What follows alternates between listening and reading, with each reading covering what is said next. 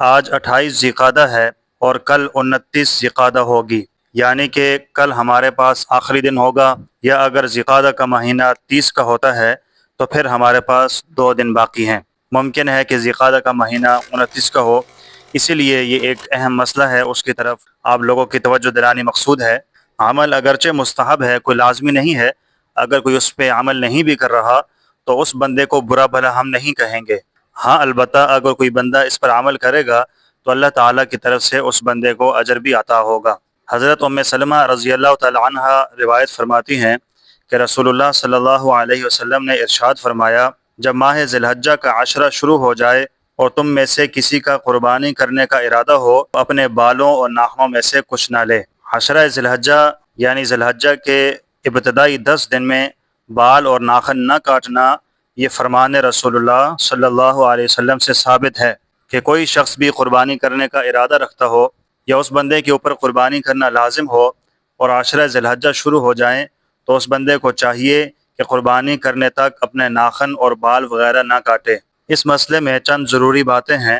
وہ بھی ذرا سن لیجئے۔ پہلی بات، یہ بال اور ناخن نہ کاٹنا اس شخص کے لیے ہے جس نے قربانی کرنی ہو، جس نے نہیں کرنی وہ کاٹ سکتا ہے۔ البتہ اگر وہ بھی قربانی کرنے والوں کی مشابہت اختیار کرتا ہے تو یہ بہت اچھی بات ہے۔ امید ہے اللہ کو یہ ادا پسند آئے اور مغفرت کا فیصلہ ہو جائے۔ تو جو بندے قربانی نہیں کر رہے وہ بھی مشابہت کے طور پہ نہیں کاٹتے تو بہت اچھی بات ہے۔ ہاں البتہ جو لوگ قربانی کرنے والے ہیں وہ اس چیز سے احتراز کریں، وہ اپنے بال اور ناخن عشرہ ذی الحجہ یعنی ذی الحجہ کے پہلے دنوں میں نہ کاٹیں۔ دوسری بات، بال اور ناخن نہ کاٹنا یہ مستحب ہے، یہ کوئی فرض یا واجب نہیں ہے۔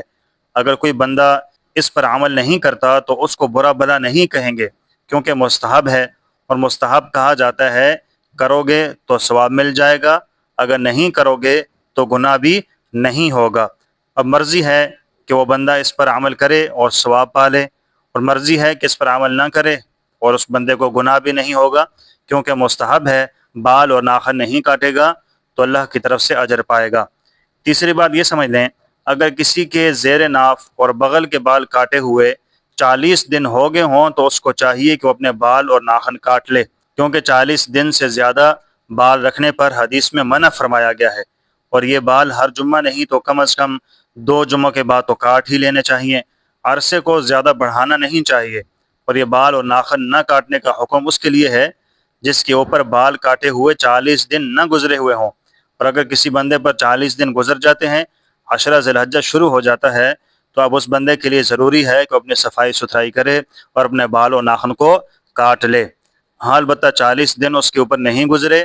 40 دن اس کے اوپر نہیں گزرے تو وہ بندہ پھر بال اور ناخن ان دنوں کے اندر نہ کاٹے، اللہ کی طرف سے بہترین اجر پائے گا۔ میری اس لیے آپ سب سے درخواست ہے، کل 29 ذی ہوگی